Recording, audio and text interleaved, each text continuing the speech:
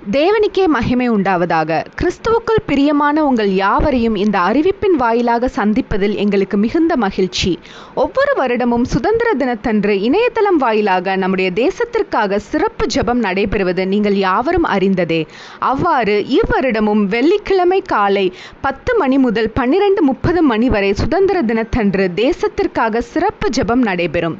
தேசத்திற்காக ஜெபிக்க வாஞ்சியுள்ள தேவ பிள்ளைகள் எங்களை தொடர்பு கொண்டால் உங்களுக்கு கூகுள் மீட் லிங்க் வாட்ஸ்அப் மூலம் அனுப்பப்படும். நம்முடைய தேசத்தின் எழுப்புதலுக்காக, திருச்சபைகளுக்காக, சமுதாயத்தின் நிலவும் மோசங்கள் விலக, நம் தேசம் இயேசு மகாராஜாவின் ரகசிய வருகைக்கு ஆயத்தப்பட என பல ஜெப குறிப்புகளுக்காக வேதாகமத்தின் அடிப்படையில் பாரத்தோடு ஜெபிப்போம்.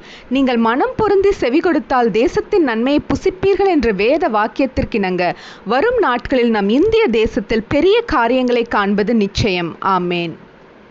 தினம் ஒரு ஜெபம் என்கிற ஜெப வேலைக்கு நேராக இயேசு கிறிஸ்துவின் நாமத்தினாலே உங்களை வாழ்த்தி வரவேற்கிறேன்.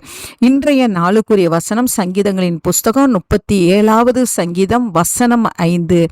உன் வழியை கர்த்தருக்கு ஒப்புவித்து அவர் மேல் நம்பிக்கையாயிரு, அவரே காரியத்தை வாய்க்க பண்ணுவார்.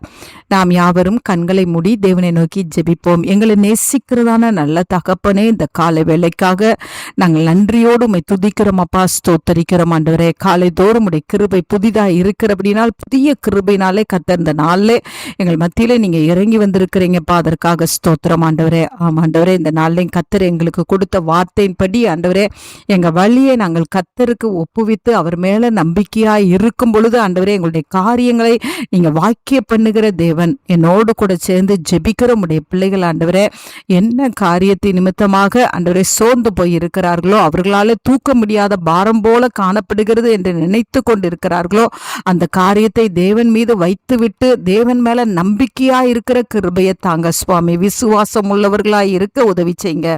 துக்க முகமாய் இருக்காதபடிக்கு ஆண்டவரே, அண்ணால் தன்னுடைய காரியத்தெல்லாம் உங்கள்கிட்ட சொன்ன பிறகு ஆண்டவரே அவள் அதற்கு பிறகு துக்க முகமாய் இருக்கவில்லை. கர்த்தர் ஆண்டவரே அவளுக்கு கற்பத்தின் கனியை கொடுத்து நீங்க ஆசீர்வதித்தீங்க.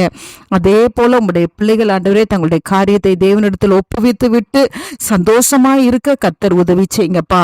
அப்பொழுது உங்களுடைய பிள்ளைகளுடைய காரியங்களை வாய்க்க பண்ணுவீங்க ஆண்டவரே. உடைய பிள்ளைகள் விசுவாசத்தோடு காத்திருக்கட்டும் ஆண்டவரே. ஏற்ற நேரம் வரும்பொழுது உடைய பிள்ளைகளுக்கு கர்த்தர் நன்மை செய்வீங்கப்பா, அதற்காக ஸ்தோத்திரம் ஆண்டவரே. திருமண காரியமா இருந்தாலும், வேலையா இருந்தாலும், வியாபாரத்தின் காரியமா இருந்தாலும், ஊழியத்தின் காரியமா இருந்தாலும் எல்லாவற்றையும் தேவ சமூகத்துல கொடுத்து விட்டு சந்தோஷமா இருந்து தேவ சமூகத்திலிருந்து ஆசீர்வாதத்தை பெற்றுக்கொள்ள உதவி செய்யுங்க. இயேசுவின் மூலம் ஜெபிக்கிறேன் நல்ல பிதாவே. ஆமேன், ஆமேன்.